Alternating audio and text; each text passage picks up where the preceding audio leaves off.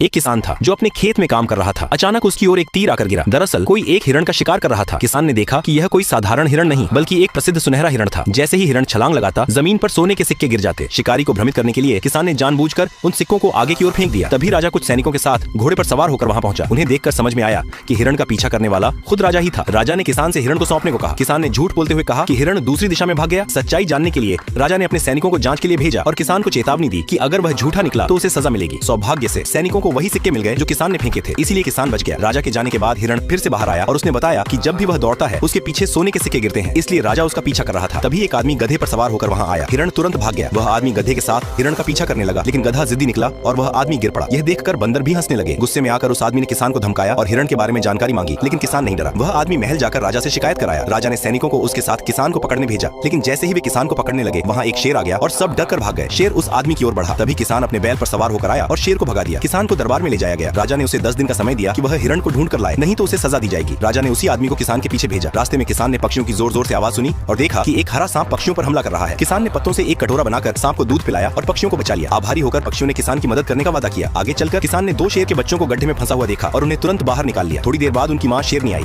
पहले किसान डर गया, लेकिन जब बच्चे उसकी गोद में खेलने लगे तो शेरनी ने उसे धन्यवाद दिया और अपनी पीठ पर बैठाकर उसे हिरण के पास ले गई। शेरनी और पक्षियों की मदद से किसान को हिरण मिल गया, लेकिन उसे राजा के पास ले जाने के बजाय किसान ने हिरण से कहा कि वह दूर कहीं भाग जाए। हिरण ने किसान को सोने के सिक्के और एक बांसुरी दी और कहा कि जब भी वह इसे बजाएगा हिरण उसके पास आ जाएगा। एक जासूस ने छिपकर यह सब देख लिया। जब किसान बिना हिरण के महल लौटा तो राजा ने फिर से उसे सजा देने की तैयारी की, लेकिन उसे थोड़ा और समय दिया। किसान फिर भी कुछ नहीं बोला। जैसे ही राजा ने सजा देने का आदेश दिया वह आदमी दौड़ता हुआ आया और उसने सब सच बता दिया। राजा ने बांसुरी छीन ली और उसे बजाया। तुरंत हिरण वहाँ आ गया। राजा ने हिरण से और सोना देने को कहा, नहीं तो किसान को सजा मिलेगी। हिरण ने अपने शरीर को हिलाया और वहाँ सोने के ढेर लग गए। यह देखकर सैनिक भी लालच में आ गए, लेकिन राजा का लालच और बढ़ गया। उसने और सोना मांगा। हिरण ने और भी सोना दिया। अंत में राजा के सामने ही सारे सोने के सिक्के धूल में बदल गए। राजा का लालच ही उसके पतन का कारण बना।